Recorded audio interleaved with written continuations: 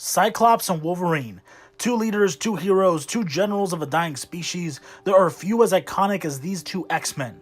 Two characters with so much rich history. This is why it is unfortunate that so many casual fans only think about the Scott, Logan, Jean love triangle, especially when there is so much more to these characters.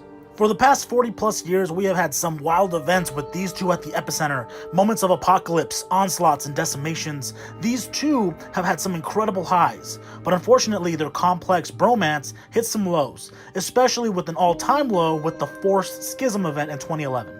And then they both died, eventually. But with Uncanny X-Men number 11, the boys are back in town, and it's hard to put into words the amount of nuanced emotion and complexity in the return of the last two X-Men. If you haven't been reading Uncanny, the recently resurrected Cyclops and Wolverine have come back to a world and where all the X-Men are gone and mutants are on the verge of extinction once again. In Uncanny X-Men number 11, Cyclops is back, facing a hostile world where all his allies are nowhere to be found. As he searches for his fallen comrades and dispersed people, the issue culminates into a big confrontation between Cyclops and the who's who of mutant hate groups. This scene plays out with a heightened sense of intensity because you know the fight is about to go down.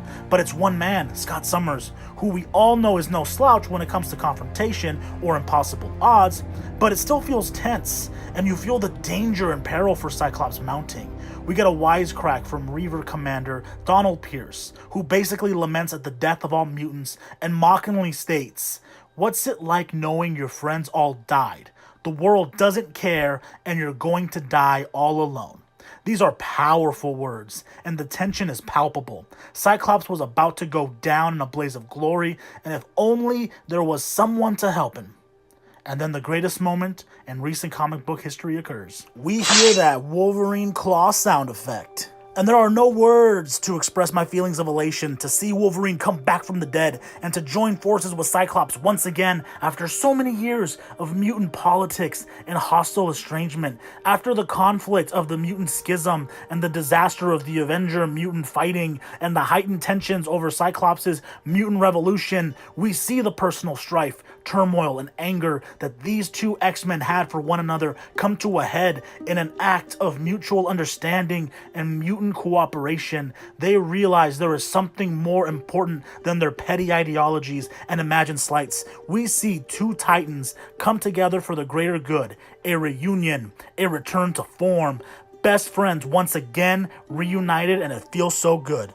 And this is the power of comics. Moments like these that make you feel emotional payoff and impact that comes from years of reading these fictional allegories to very real issues and narratives. This reunion made me nostalgic for all the moments Cyclops and Wolverine fought side by side. And there's so many. And this is important because I am not the only one to feel this way. Comics transcend one's own thoughts and opinions. It becomes a medium for people to connect and realize their shared love and joy for fictional characters. In reading Uncanny X-Men number 11, it was in this moment that I remembered a comment I saw on Reddit a while back from user BigKR88. The Reddit user talked about the bond that both Scott and Logan shared, a bond of brotherhood, and the gravity that this title holds for both men. More so than any other pair of heroes, I would argue. These two have the strongest brotherly bond out of most Marvel comic book characters. I mean, they fought together, side by side, for decades, in a world that did not thank them and wanted them dead. Scott and Logan were brothers. The term friends does not do their complex relationship justice. I mean, brothers fight, brothers argue, brothers hate each other, brothers stop talking to one another. But when it really counts and things go down, brothers will come together no matter how far they have drifted apart. The relationship between these two icons is more than just a simple friendship. Dealing with the end of the world and the end of their species on a day-to-day basis really puts things into perspective. And doing this together for so many years is meaningful. And this isn't just fan conjecture. We can see similar lamentations in the pages of the comics themselves. Wolverine himself contemplates in X-Men Prelude to Schism number 4. I've been to the end of the universe with you, been your rival, been your friend. We've seen some rough times and had a few good ones. Cyclops reciprocates these feelings when he thinks back in The Death of Wolverine, Life After Logan number 1. Despite our differences over the years, we share one thing in common. We were there for all of it. We lost friends, buried sons, but we never stopped until I broke things. Ultimately, both characters are at their best when they're together, fighting the monsters that want to see them dead. Therefore, to have them come back together and not miss a beat, to take on the oppressors that systematically eliminated their people feels good, feels right, and they would think so too. We are witnessing comic greatness at its finest.